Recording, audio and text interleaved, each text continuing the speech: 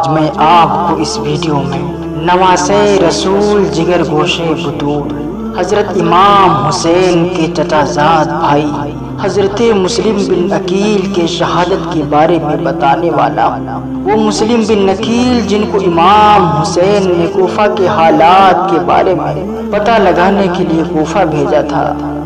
جب کوفہ والوں نے حضرت مسلم بن عقیل کا ساتھ چھوڑ دیا اور عبید اللہ بن زید آپ کے جان کا دشمن بن گیا تو کوفہ والوں نے اپنے گھر کے سارے دروازے بند کر لیے اور آپ کو پناہ دینے سے انکار کر دیا۔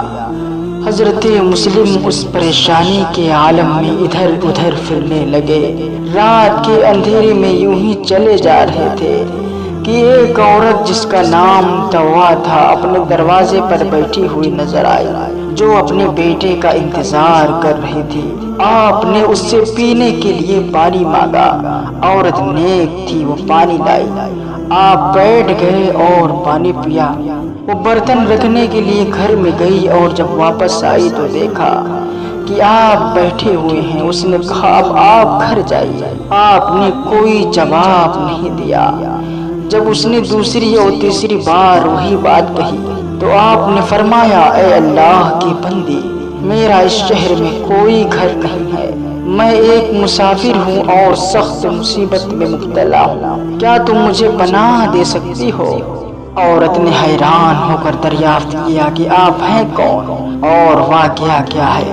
فرمایا میں مسلم بن عقیل ہوں، کوفہ والوں نے میرے ساتھ غداری کی، مجھ سے مدد کا وعدہ کیا اور سب نے میرا ساتھ چھوڑ دیا۔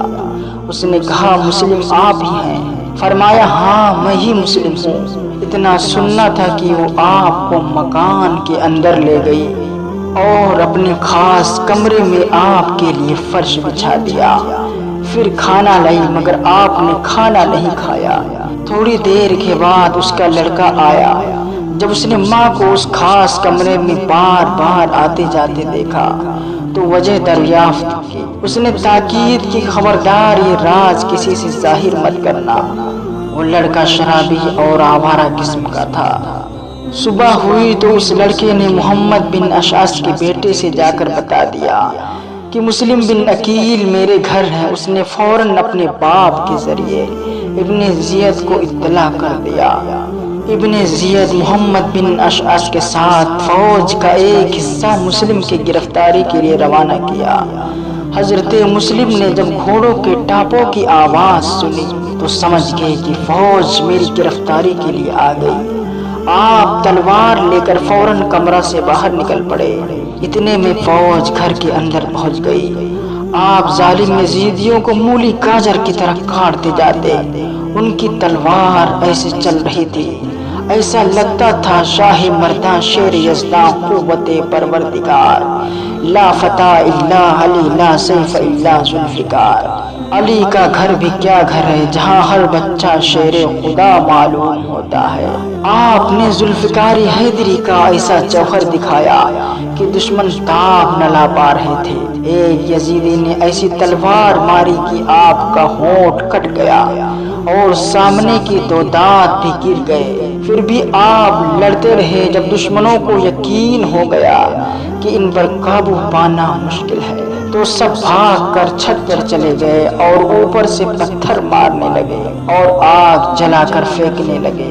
حضرت مسلم نے جب یہ بزدلانہ طریقہ دیکھا تو آپ باہر آ گئے اور جو گھر کے باہر تھے ان لوگوں سے لڑنے لگے۔ محمد بن اشعث نے کہا آپ کے لیے امان ہے، آپ کے لیے امان ہے، مگر آپ نے جنگ جاری رکھی اور کہا مجھ سے جھوٹ بولیں گے یا مجھے دھوکہ دیں گے۔ ابن اشعث نے کہا آپ کو دھوکہ نہیں دیا جائے گا، آپ زخموں سے چور تھے اس لیے اسی مکان کی ایک دیوار سے ٹیک لگا کر کھڑے ہو گئے۔ سب پکار کر کہنے لگے آپ کے لیے امان ہے۔ حضرت مسلم نے کہا تم لوگوں نے مجھے امان دی ہے اس لیے میں اپنی تلوار کو میان میں کر لیتا ہوں، اگر تم مجھے امان نہ دیتے تو میں اپنے آپ کو تمہارے حوالے ہرگز نہ کرتا۔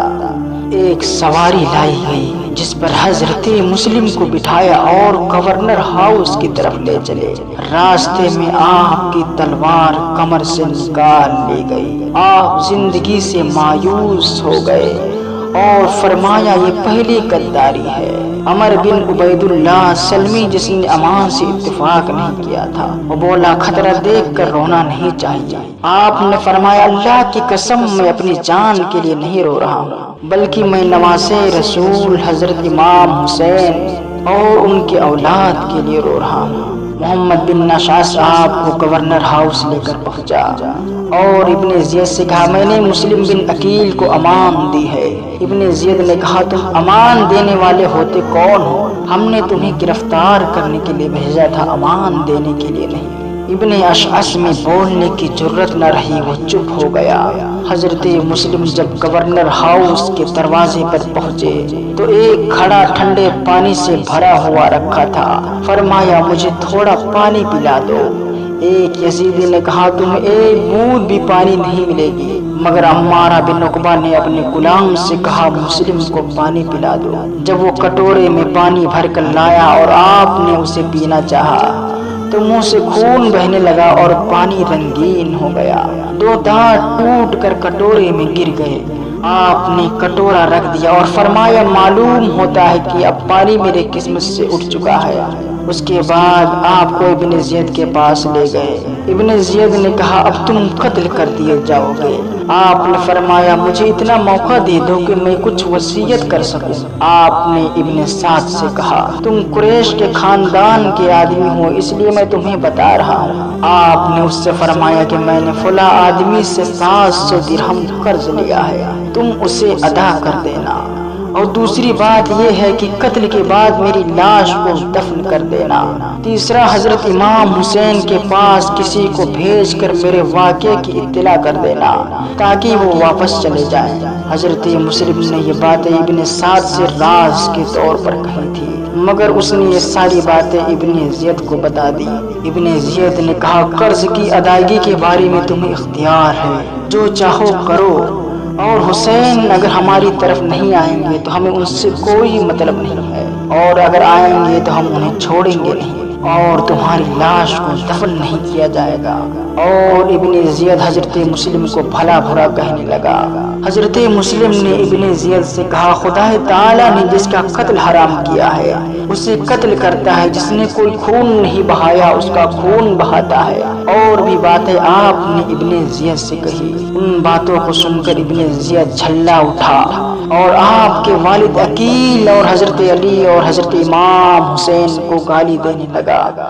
آپ بالکل خاموش ہو گئے اور ابن زید نے حکم دیا کہ اسے محل کی چھت پر لے جاؤ اور بری طرح قتل کرنے کے بعد سر کو دھڑ کے ساتھ نیچے پھینک دو تاکہ ہڈیاں چکنا چور ہو جائیں۔ ظالم ابن زید نے بکیر بن عمران کو بلایا جس کی تلوار سے آپ کا ہونٹ کٹا تھا۔ ابن زید نے اسے حکم دیا کہ انہیں لے جا کر قتل کر دو، اور وہ محل کی چھت پر لے گیا۔ حضرت مسلم استغفار اور درود شریف پڑھ رہے تھے اور یہ بھی کہہ رہے تھے خدا ہمارا اور ان لوگوں کا انصاف تیرے ہاتھوں میں ہے، جنہوں نے ہمیں دھوکہ دیا، ہم سے جھوٹ بولے اور ہمیں ذلیل کیا۔ اس جلاد نے آپ کو شہید کر دیا اور سر مبارک کو جسم کے ساتھ نیچے پھینک دیا۔ دوستو اگر ہماری یہ ویڈیو آپ کو پسند آئی ہو تو چینل کو سبسکرائب کر کے بیل آئیکن کو پریس کر دیں تاکہ ہماری آنے والی ویڈیو آپ دیکھ سکیں۔